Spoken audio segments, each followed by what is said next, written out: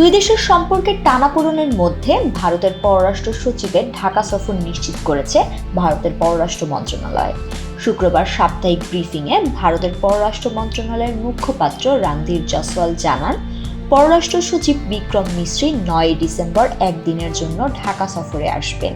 Double million offer Walton fridge কিনে পেতে পারেন 20 লক্ষ টাকা, রয়েছে কোটি কোটি টাকার নিশ্চিত উপহার। এ সময়ে বাংলাদেশ ভারতের মধ্যে পারস্পরিক স্বার্থ সম্পর্কিত নানাবিধ বিষয়ে বাংলাদেশের পররাষ্ট্র সচিবের সঙ্গে তার আলোচনা হবে বলে জানান তিনি। ভারত বাংলাদেশের ফরেন অফিস কনসালটেশন এফওসি আলোচনা কাঠামোয় দুই দেশের পররাষ্ট্র সচিবদের এই আলোচনা হবে বলে জানানো হয়েছে। বিক্রম মিশ্রি ঢাকায় থাকাকালীন বাংলাদেশের অন্তর্বর্তী সরকারের প্রধান উপদেষ্টা মোহাম্মদ ইউনূসের সঙ্গে সাক্ষাৎ বা বৈঠক হবে কিনা সে বিষয়ে মুখপাত্র স্পষ্ট করে কিছু জানাননি।